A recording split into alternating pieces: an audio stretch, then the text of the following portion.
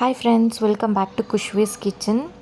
ಎರಡೇ ಆಲೂಗಡ್ಡೆ ಇದ್ದರೆ ಸಾಕು ಈ ಆಲೂ ಚೀಸ್ ಬಾಲ್ಸ್ ಮಾಡೋದಕ್ಕೆ.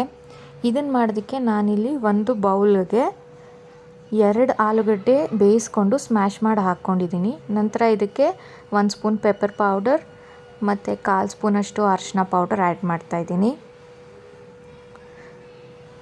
ಮತ್ತು ಇದಕ್ಕೆ ಜೀರಾ ಪೌಡರ್ 1 ಸ್ಪೂನ್ ಆ್ಯಡ್ ಮಾಡ್ತಾಯಿದ್ದೀನಿ.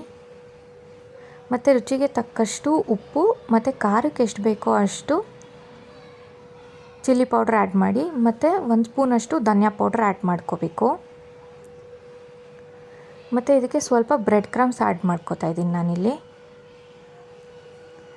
ಆ್ಯಡ್ ಮಾಡಿಬಿಟ್ಟು ಇದನ್ನು ಚೆನ್ನಾಗಿ ಮಿಕ್ಸ್ ಮಾಡ್ಕೋಬೇಕು. ಇದಕ್ಕೆ ಆಪ್ಷನಲ್ಲು ಚೀಸ್ ಬೇಕಾದರೆ ಆ್ಯಡ್ ಮಾಡ್ಕೊಳ್ಳಿ, ಇಲ್ಲ ಅಂದರೆ ಇಲ್ಲ.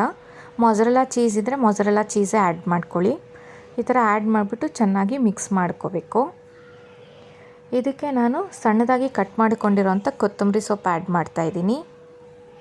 ನಂತರ ಸಣ್ಣದಾಗಿ ಕಟ್ ಮಾಡ್ಕೊಂಡಿರೋಂಥ ಅರ್ಧದಷ್ಟು ಆನಿಯನ್ ಆ್ಯಡ್ ಮಾಡಿ ಚೆನ್ನಾಗಿ ಈ ಥರ ಮಿಕ್ಸ್ ಮಾಡ್ಕೋಬೇಕು. ಆನಿಯನ್ ಸಣ್ಣದಾಗಿ ಕಟ್ ಮಾಡ್ಕೊಳ್ಳಿ, ಚೆನ್ನಾಗಿರುತ್ತೆ. ನಂತರ ನಾವು ಈ ಮಿಕ್ಸ್ಚರ್ನ ನೀಟಾಗಿ ಈ ಥರ ಒಂದೊಂದೇ ಬಾಲ್ಸಾಗಿ ಪ್ರಿಪೇರ್ ಮಾಡ್ಕೋಬೇಕು.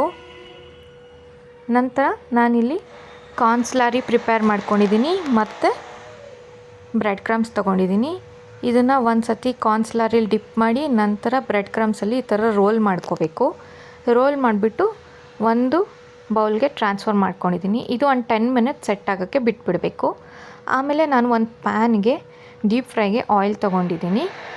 ಆಯಿಲ್ ಬಿಸಿ ಆದ ನಂತರ ನಾವೇನು ಇದು ಬ್ರೆಡ್ ಕ್ರಮ್ಸಲ್ಲಿ ರೋಲ್ ಮಾಡ್ಕೊಂಡಿದ್ವಲ್ಲ ಅದನ್ನು ನೀಟಾಗಿ ಒಂದೊಂದೇ ಹಾಕಿ ಈ ಥರ ಡೀಪ್ ಫ್ರೈ ಮಾಡ್ಕೋಬೇಕು.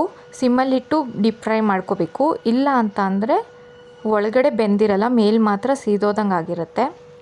ಸೊ ಈ ಥರ ನೀಟಾಗಿ ಫ್ರೈ ಮಾಡ್ಕೋಬೇಕು. ಇದು ಮಕ್ಕಳಿಗೆ ಕೂಡ ಕೊಡಬಹುದು, ಸ್ನ್ಯಾಕ್ಸ್ಗೆ. ಸ್ಕೂಲಿಂದ ಬರ್ತಾರೆ, ಮಕ್ಕಳಿಗೆ ಏನೂ ಇರೋಲ್ಲ ತಿನ್ನೋದಕ್ಕೆ ಅಂದಾಗ 10 ಮಿನಿಟ್ಸಲ್ಲಿ ಇದು ಪ್ರಿಪೇರ್ ಮಾಡ್ಬೋದು. ಸೊ ನೋಡಿ ಇವಾಗ ಎಷ್ಟು ಕ್ರಿಸ್ಪಿಯಾಗಿದೆ, ತುಂಬಾ ಚೆನ್ನಾಗಿದೆ. ಇದು ಮಯೋನೀಸ್ ಜೊತೆ ಮತ್ತು ಕೆಚಪ್ ಜೊತೆ ತುಂಬಾ ಚೆನ್ನಾಗಿರುತ್ತೆ. ನೀವು ನಿಮ್ಮ ಮನೇಲಿ ಟ್ರೈ ಮಾಡಿ ಹೇಗೆ ಬಂತು ಅಂತ ನನಗೆ ಕಮೆಂಟಲ್ಲಿ ತಿಳಿಸಿ. ನೋಡಿ ಒಳಗೆ ಎಷ್ಟು ಚೆನ್ನಾಗಿದೆ, ಮೇಲೆ ಫುಲ್ ಕ್ರಿಸ್ಪಿಯಾಗಿದೆ. ನಮ್ಮ ಚಾನಲ್ನ ಸಬ್ಸ್ಕ್ರೈಬ್ ಮಾಡ್ಕೊಳ್ಳಿ, ಕಮೆಂಟ್ ಮಾಡಿ, ಶೇರ್ ಮಾಡಿ. Thank you.